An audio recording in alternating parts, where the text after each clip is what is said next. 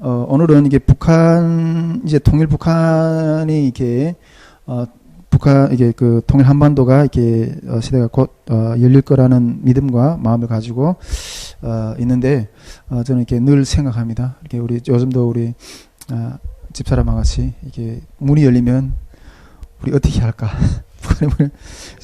회복이도 금방 태어나는데, 회복이를 얽고 들어가야 되냐, 어떻게 되냐. 그런 이야기를 종종 하고 있습니다. 저도 늘, 우리 통일이 되면 북한에 가서 복음 전도를 하고, 어떤 메시지를 전하고, 어떻게 이렇게 복음 역사들을 세울 것인가. 늘 그 마음, 그 생각을 항상 이렇게 꿈꾸면서 이렇게 하는 생각 가운데 있습니다. 그 가운데서, 특히 또 많이 마음을 준비하고 있는 것이, 북한에 가면 이제 우리가 어떤 메시지를 전해야 될 건가. 이런 생각도 이렇게 많이 생각하고 있습니다. 물론 우리가, 복음이라는 대전제가 있죠. 예, 그런 것들을 가지고 하지만은, 제가 전에도 한번 그런 이야기를 나눴습니다.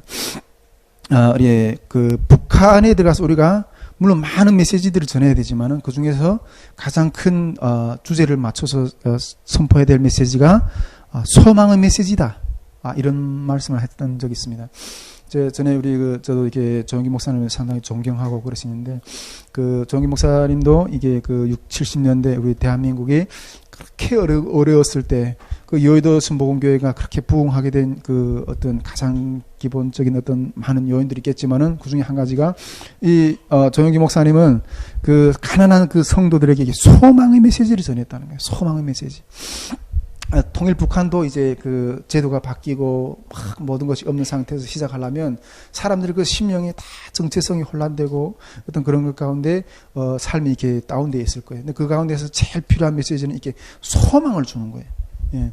그런 마음을 가지고 전에도 한번 우리 통일 북한에 이제 들어가게 되면 소망의 메시지를 전해야 된다. 이런 내용에 대해서 이렇게 말씀을 나누었습니다. 오늘은 통일 북한에 들어가게 되면 우리가 용서의 메시지를 전해야 된다 하는 내용에 대해서 좀 이렇게 좀 같이 나누어 보려고 합니다. 저는 이게 통일 선교를 오늘도 이렇게 도관사님도 이렇게 S대에서 이렇게 많은 북한 선교를 향한 어떤 그런 학교도 하고 준비를 많이 한다는 어떤 그런 이야기들을 계속 듣고 있는데, 이제 우리가 통일 선교를 많이 준비하는데 나름대로 많이 준비하고 있습니다. 그런데 저는 늘 마음 중심에 있는 것이 뭔가 하면 통일 선교에서 제일 먼저 준비해야 될 사람이 사람이라는 거예요. 사람.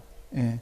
하나님 일꾼을 키워내야 된다는 거예요. 그래서 우리 선교회가 내년도는 이제 우리 올해 이제 10월 중순경쯤에서 간사스테 이렇게 전략회의를 하게 될 건데, 그 전략회의를 통해서 내년도 사역의 어떤 그런 사역들 계획들을 이렇게 나누고 펼치고 할 건데, 내년도는 우리가 일꾼을 양육하는데, 예, 그쪽에 초점을 더 많이 둘 거라는 생각을 좀 가지고 있는데, 어쨌든 우리 통일 선교를 준비하는 데 있어서 가장 첫째로 준비해야 되는 것은 사람을 준비해야 된다는 거예요. 사람을 준비하는 것도 그 가운데서 어떤 사람을 준비해야 되냐? 영적인 훈련이 되어 있는 사람. 그런 훈련되어 있는 사람을 준비해야 된다는 거죠. 저는 감히 이렇게 그냥 아직 우리가 완성되지는 않았지만 자부하건 우리 선교회는 사람을 준비시키는, 훈련시키는 어떤 그런 시스템, 훈련 프로그램 이런 것들 가지고 계속 나가려고 하는데, 어쨌든 이 영적으로 능력을 선포할 수 있는 그런 사람을 준비해야 하는 것이 통일 선교회가 가장 큰 어떤 문이라고 저는 그게 생각합니다.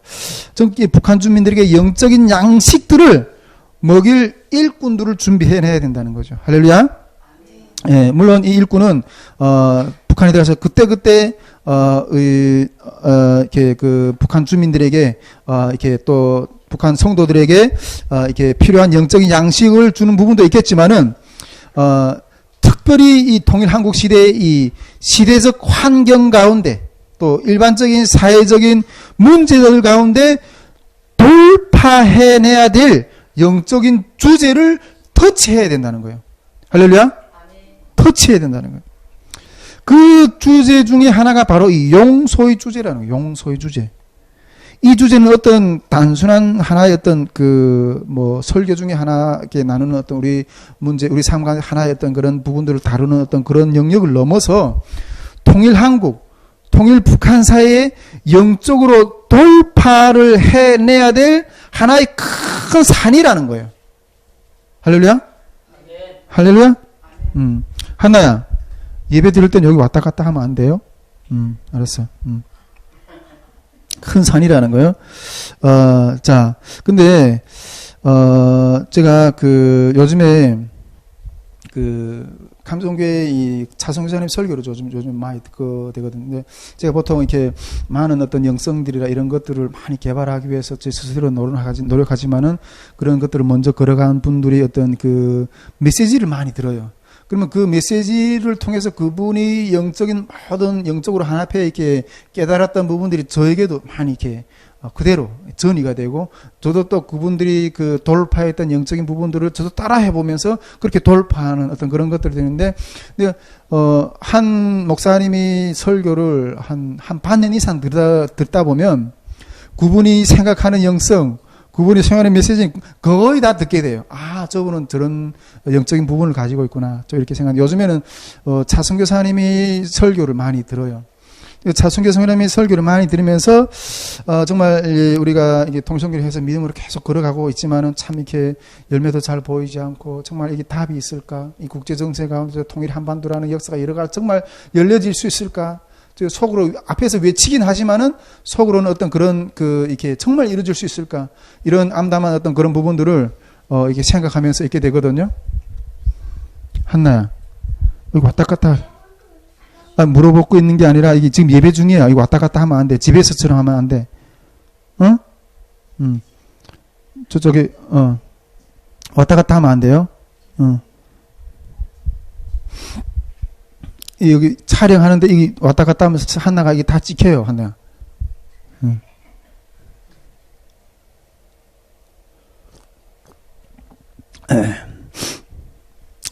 그러면서 이렇게 많이 이렇게 이 위로를 받고 또 힘도 얻고 이렇게 하고 있는데, 자송교사님이 지금 이렇게 기도하면서 이 통일 한반도의 역사를 하나님께 속히 이루어 주실 것이라는 어떤 그런 마음들을 계속 선포하고 있거든요.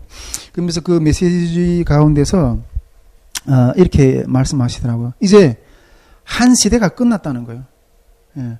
한 시대가 끝나고 다음 세대가 이제 열릴 건데, 한 장이 끝나고 다음 장이 열릴 건데, 그 다음 장을 우리가 맞이하기 위해서는 필히 넘어야 될 영적인 주제, 영적으로 돌파해야 될 부분들은 이 용서라는 이 영적인 주제라는 거예요. 그것을 이렇게 말씀하고 계시더라고요. 그 부분들을 계속 요즘에 선포하고 있어요. 저는 그 마음을 처음 이렇게 그 용서의 주제에 대해서 여러 번 강조하면서 이렇게 차성시장님이 이렇게 말씀하는 걸 들으면서 전에는 좀 그렇게 생각했거든요. 용서라는 어떤 부분에 대해서. 전에는 용서라고 많은 우리가 용서라는 주제의 메시지를 많이 듣잖아요. 예? 정말 많이 듣고 이렇게 하는데, 전에는 들을 때 어떤 마음이 정도였는가 하면, 물론 나중에 내가 용서하지 못한 부분에 대해서 영적으로 하나님 앞에 어떻게 계산을 받을지 말지 그 부분은 두 번째고, 예. 계산이 어떻게 되든 그 부분은 두 번째. 그래서 내가 지금 내 주변에서 아직 용서 못한 부분들에 대해서 용서하든 안 하든 현재 나에게 필히 손해로 다가오는 부분이 아니기 때문에 그냥 안정감 속에서 그냥 지낸 거예요. 예, 안정감 속에서 마음에 그런 속에서 이렇게 그냥 그래 용서를 해야지. 그건 당연한 거야. 그런 상태에 있다 보니까, 그런 상태로 용서라는 주제를 이렇게 대화하다 보니까 이 마음 가운데 어떤 애절함이 없었어요. 어떤 간절함이 없었어요. 이것이 나의 어떤 과제라는 생각까지는 못 해봤어요. 그렇게까지 다가오지 않았던 거예요.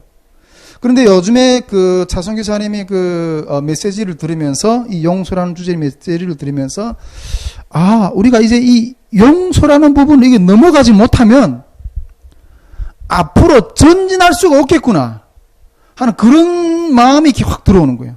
앞으로 전진할 수가 없겠구나. 그런 마음이 이렇게 확 들어오는 거예요. 여러분, 우리가 그렇다면 먼저 이 문제가 막혔을 때, 이 용서라는 이 부분이 막혔을 때, 이 전진을 할 수 없게 되는 어떤 그런 현상들에 대한 부분들에 대해 먼저 좀 이렇게 짚어보고 넘어가고 싶은데, 한번 우리가 이렇게 용서를 해야 되는 어떤 그런 부분들에 대한 상황들을 하나하나 좀 이렇게 들여다봅시다. 우리가 전에 이 선교회가 이 기도회를 시작하면서부터 먼저 이렇게 그 독일 통일에 대해서 쫙 이렇게 살펴봤거든요. 우리 그때 송혜슬 목사님도 그때 계셨던 것 같은데, 독일 통일에 대해서부터 독일의 역사부터 쫙 해서 근현대 그 독일이 분단되고 1990년대 이게 독일이 통일이 돼서 사회 통합을 해 나가는 어떤 그런 과정까지 쫙 이렇게 훑어봤거든요. 근데 그런 것들을 이렇게 훑어보면서 그 가운데 그걸 연구하다 보니까 이 동독하고 서독이 이 분단되어 있다가 이 통일이 되는 그 과정 가운데 이 과거사 문제를 가지고 상당히 그 고민하는 어떤 그런 모습들을 많이 보게 되었어요. 근데 이 과거사 문제가 그들이 앞에 딱 가로막혀서 전진할 수 없는, 근데 이 부분은 필연히 용서의 어떤 그런 입장으로 그걸 받아내지 못한다면 전진할 수 없었던 그 사회 현상들의 모습들을 많이 찾아보게 되었어요. 예. 정말 이 과거사 문제가 상당히, 이 과거 청산의 문제가 상당히 크게 이렇게, 압도적으로 이렇게 다가왔는데,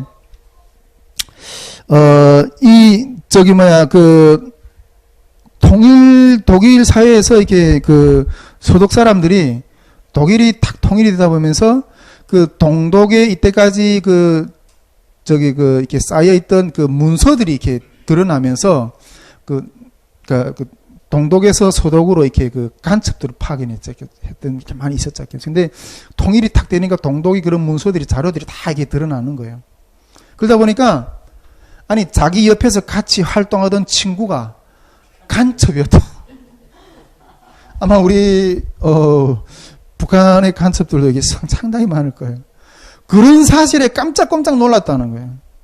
그러면서 어떻게 내가 같이 협력하던 그 동지가 이렇게 나를 뒤통수를 치는, 나를 감찰했던 그런 원수였던가 하는 그런 사실에 대해서 깜짝깜짝 놀라는 어떤 그런 사건들도 있었고, 정말 상당히 이 과거사 문제의 걸림돌이 너무너무 많았던 것 같아요.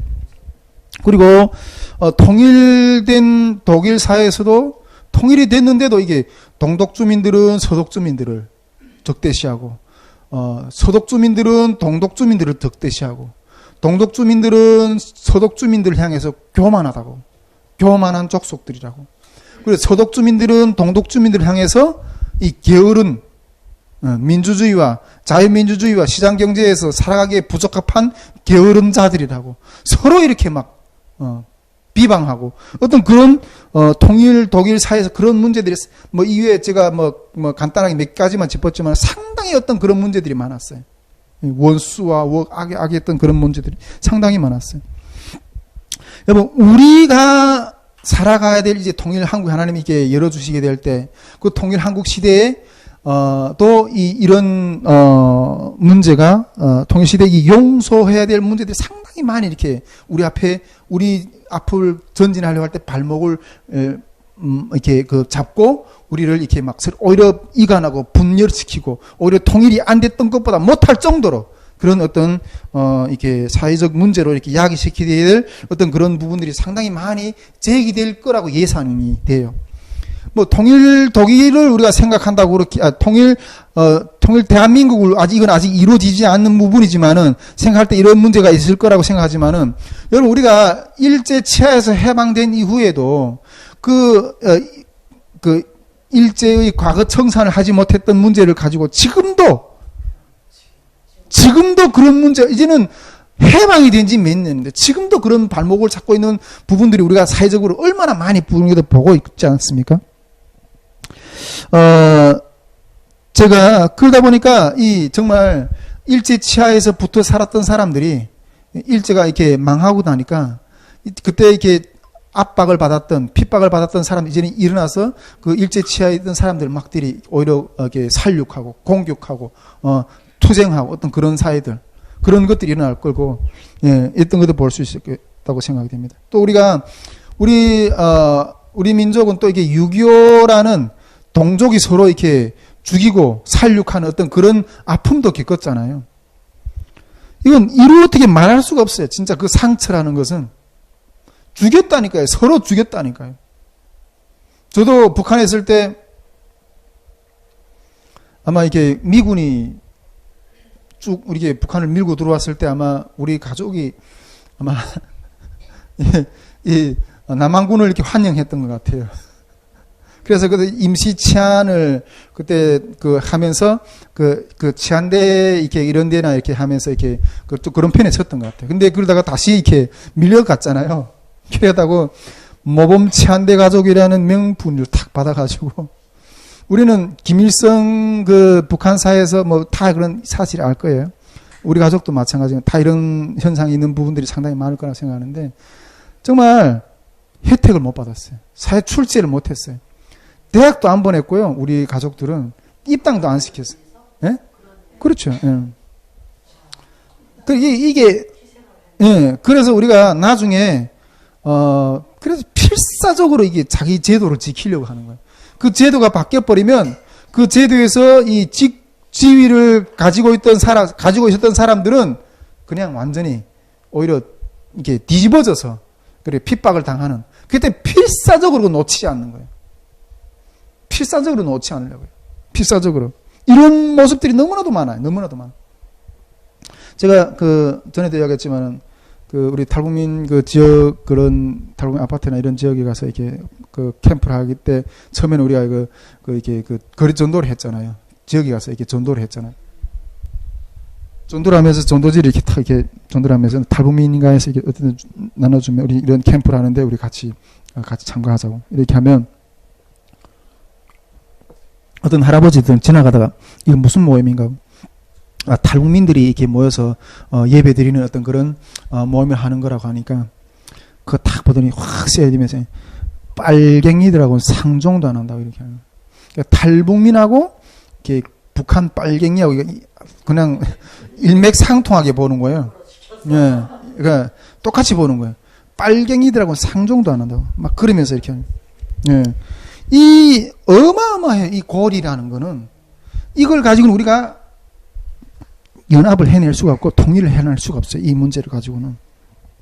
제가 독일 통일을 이렇게 연구하게 된 어떤 그런 부분도 하나님이 제가 독일 통일 부분을 내가 왜 연구해야 되느냐 그런 부분들에 대해서 하나님 계속해서 꿈으로 초식이 왔을 때 줬던 그런 환상의 이야기에 대해서 계속 여러 번 이야기했잖아요.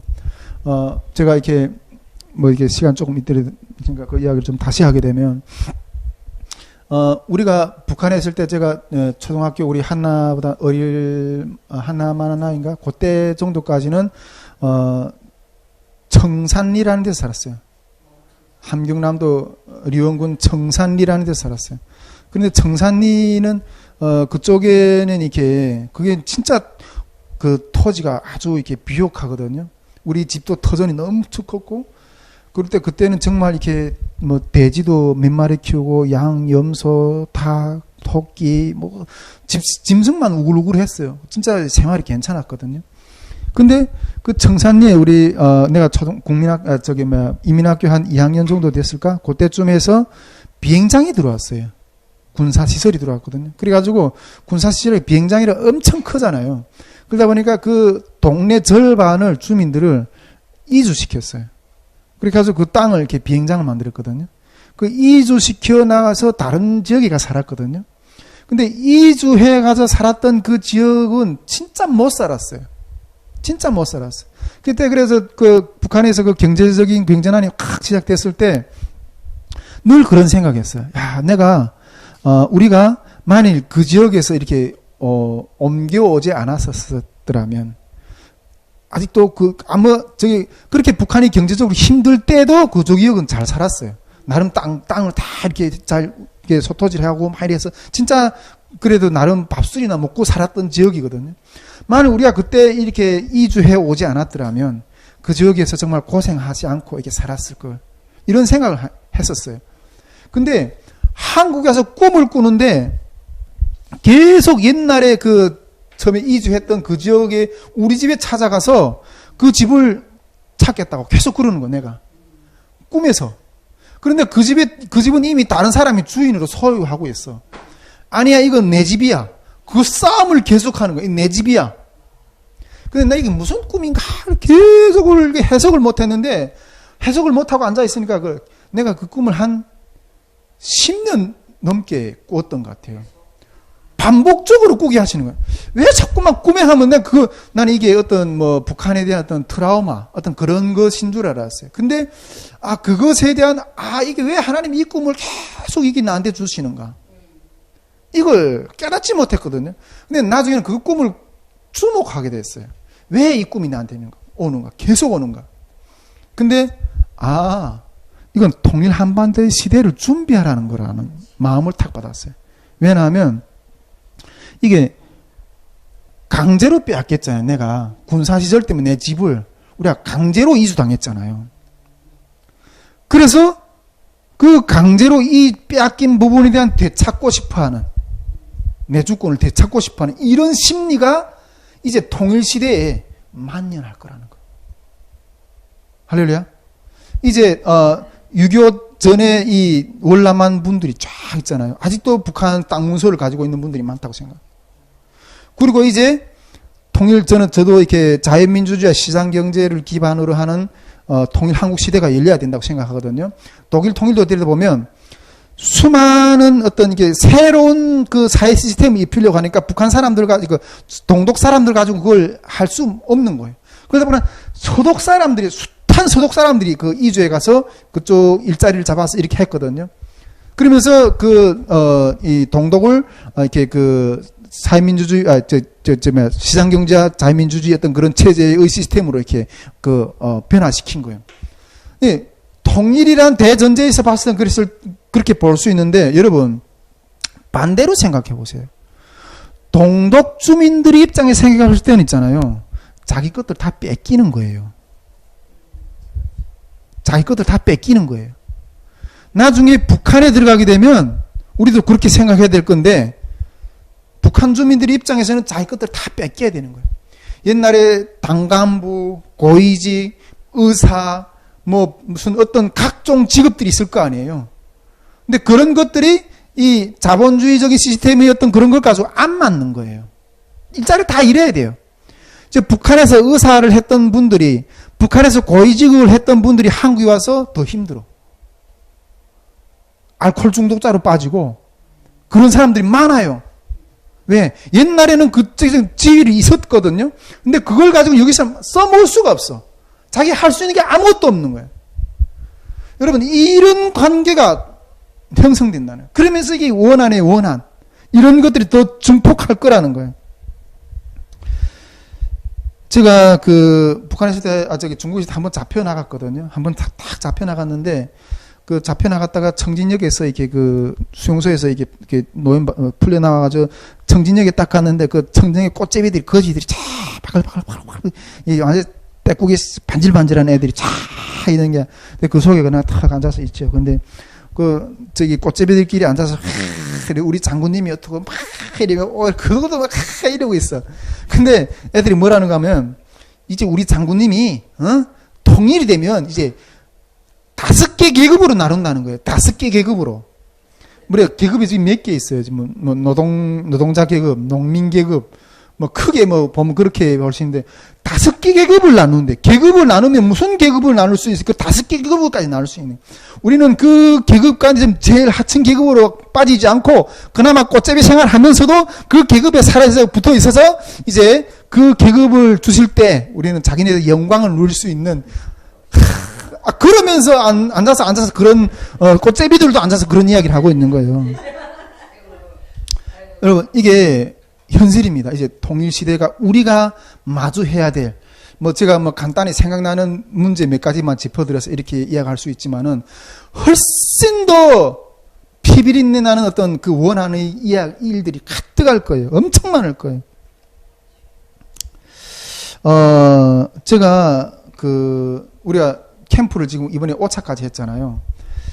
1차 캠프 때 하나님이, 우리가 캠프 때마다 그때 그 캠프를 주관하시는 하나님이 말씀이 있다는 걸, 그러니까 우리가 계속 강연을 통해서 이야기하고 있잖아요.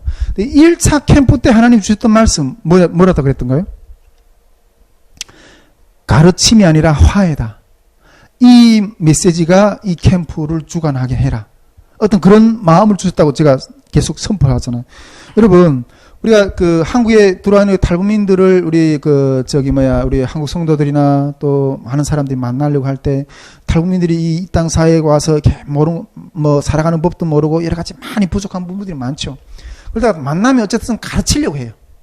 그것이 사회적으로 살아가는 방법이든 교회 안에서 신앙의 문제이든 다 항상 가르치려고 해요. 그런데 주님 말씀하셨던 게 뭔가 하면 가르침이 아니라 화해다. 먼저 화해를 하라고. 주님이 그런 마음을 주셨어요. 근데 탈북민들이 솔직히 우리 한국에 와서 아무것도 안 했는데도 그냥 상처를 받아. 이 상대적인 박탈감, 나보다 더 많이 가진 이 사회, 이 영역에 대한 그러한 상대적인 박탈감, 이 사회가 오히려 나를 먹고 보호해주고 이런데도 어떤 그런 상대적인 박탈감, 이런 것들이 쌓여 있다는 거예요. 그런 것들이 우리가 이런 부분들이 이제 우리가 통일 시대를 향해서 마주 행할 때 우리에게 오히려 다가오는 이 엄청난 사회적인 벽이에요. 개별적인 삶의 주제 가운데도 먹고 사는 문제도 바빠하겠지만은 여러분 사회가 건강해야 내가 그 속에서 이루어서 살아갈 수 있잖아요. 근데 이 어마어마한 영적인 문제가 우리 앞을 가로막는다는 거예요. 이 원한의 장벽을 무너뜨려 평화의 환경으로 만들어낼 어떤 정의 목소리 필요하다는 거예요. 할렐루야. 여러분 우리에게 정말 이 사회적 문제를 무엇으로 이게 돌파하겠어요? 어떤 정의, 어떤 정치적인 지도자, 어떤 능력 있는 사람이 이걸 헤쳐나가서 할 수 있겠는가는? 그 어디도 없어요. 이건 오직 교회만 할 수 있어요. 하나님 안에서만 할 수 있어요. 이것은 오직 용서라는, 할렐루야, 용서라는 어떤 그러한 마음으로만 이 어마어마한 이 영적인 문제를 감당해낼 수가 있는 거예요. 할렐루야. 여러분, 제가 계속 이야기하지만 신대원에 다닐 때 이제 우리 신수령 간사도 신대원 가셨지만은 요즘에는 신대원 졸업할 때 이게 그 졸업 논문 쓰는 게 필수가 아니라 그러더라고, 선택이라 그러더라고. 근데 우리가 졸업할 때까지 필수였거든요. 제가 신대원 졸업 논문은 이게 러시아 혁명하고 18세기 영미 붕운동 이걸 대조하는 거였어요. 이 영국과 미국에 일어났던 그 대각성 운동들이 일어났잖아요. 이게 17세기 말 18세기 초부터 이렇게 산업사회가 확 발달하면서 그 어마어마한 사회적인 어떤 그 불안들, 어떤 그런 그 빈핍한 상황들이 있었잖아요. 근데 그런 것들이 러시아라는 그 사회도 마찬가지였고, 이 영미의 그 지역에서도 마찬가지 그런 사회적인 악이 확 존재했는데, 러시아는 이런 것들을 사회적인 악을 혁명으로, 이게 무장으로, 이걸 사회를 뒤덮었잖아요. 그러니까 이 자기에게 핍박해주고 이렇게 핍박하고 엄청난 어떤 그런 것들을 그 혁명으로 이렇게 뒤덮었거든. 근데 이 영미 사회에서는 복음으로 용서하고 그 사회적인 악을 용서하고 나를 오히려 힘들게 했던 자들이 용서하는 그 용서로 넘어갔던 거죠. 여러분, 우리는 이 진리의 영역을 돌파해내야 될 사명이 있는 사람들이에요. 북한에 들어가게 될 때 이 진리의 메시지를, 영적인 진리를 선포함으로 해서 이 통일 한국 사회가 앞에 다가와 있을 이 영적인 문제를 우리가 돌파하고 선포해야 될 사람들이에요. 그런 메시지가 선포돼야 된다는 거예요. 할렐루야. 그런데 보면 나부터 내 가운데 우리가 이런 메시지를 선포해야 될 일꾼들인데, 내 마음 가운데, 내 삶 가운데 그런 원한, 원수진 것, 용서하지 못한 부분들이 있는데, 만일 그런 것들이 있다면 이런 메시지를 선포해낼 수 있겠어요? 여러분, 어떻게 생각하십니까? 저는 다른 분들도 거의 마찬가지겠지만은, 자기가 해보지 못한 것을, 영적으로 자기가 걸어보지 못한 것을 다른 사람에게 하라고 말할 수가 없더라고요. 내가 주님의 명령을 순종하는 그런 열매가 있어야지 다른 사람 보고도 하라고 하지. 여러분, 내가 어떤 영적으로 용서하지 못하는 어떤 그런 부분들이 있으면서 어떻게 이 통일시대의 이 어마어마한 영적인 이 장벽을 향해서 외칠 수 있겠어요? 이거는 할 수 없는 거예요. 할 수 없는 거예요. 우리가 용서를 해야 될 당면한 이유는 뭐죠? 예수님께서 오늘 말씀처럼 예수 그리스도께서 우리를 용서해 주셨다는 그 근거에 우리도 형제를 용서해야 되는 거예요. 할렐루야. 이것을 실천하지 못한다면, 우리 삶에서 이것을 실천해내지 못한다면 우리는 앞으로 거기 가서 이 메시지를 선포해낼 수가 없어요. 사명을 감당할 수가 없어요. 여러분, 물론 이 대전제는 용서이지만은 그 안에는 소전제도 있을 수가 있어요. 사단하고 영적인 싸움이 있을 수도 있어요. 여러분, 사단하고 영적 싸움은 이건 용서해야 되니까 이건 싸워서 이겨야 될 부분이에요. 그러나 대영적인 전제는 이 용서라는 이 마음을 우리는 잃으면 안 된다는 거예요. 할렐루야. 그래서 전에는 그냥 용서 그래 그거 뭐 앞으로 나중에 하나 앞에 가서 그 용서라는 부분에 대해서 영적으로 내가 어떻게 판단을 받을지 모르겠지만 현실적으로서는 내가 뭐 그거 안 한다고 해가지고 나한테 실질적으로 피해도 없고 뭐 이런 정도로 생각했었는데, 요즘에 어떤 영적인 어떤 그 느낌이, 그 영적인 어떤 그 이 영역이 그냥 확 다가오는 거예요. 이거 내가 실천을 못하면 저쪽 가서 내가 어떤 그 문을 두드려낼 수 있는 역할을 못 해내겠구나, 이런 생각을 하게 되더라고요. 할렐루야. 제가 그래서 요즘에 기도하면서, 하나님, 아직까지 내 삶 가운데 어떤 부분들이 용서되지 못한 부분들이 있습니까? 하나님, 그 용서할 수 있는 그러한 영적인 환경들을 열어달라고, 그런 기도를 이제 요즘에 이렇게 시작하게 되더라고요. 할렐루야. 우리가 이 부분들을 우리가 실천해야 됩니다. 할렐루야.